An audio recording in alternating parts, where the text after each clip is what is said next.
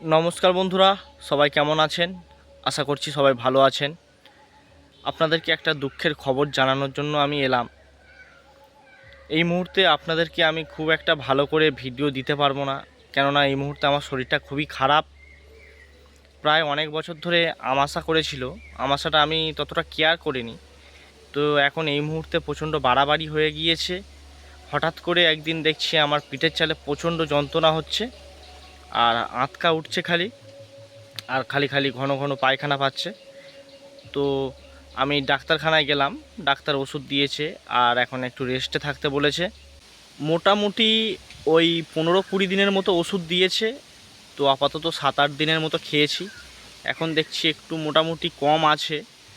তো 15-20 দিন খাওয়ার পরে না যদি কমে, পেটের একটা ছবি তুলতে বলেছে যে কি কন্ডিশান হয়ে আছে দেখার জন্য। তো বন্ধুরা, এই মুহূর্তে আমি ওই জন্য একটু টেনশানের মধ্যে আছি, ওই জন্য আপনাদেরকে এখন খুব একটা ভিডিও আমি দিতে পারবো না। শরীরটা পুরো সুস্থ হয়ে যাক, তারপরে আমি আপনাদের জন্য আবার ফের ভিডিও নিয়ে আসবো মাছ ধরার ভালো ভালো। তো আজকের ভিডিওটা আমি এখানেই শেষ করে দিচ্ছি।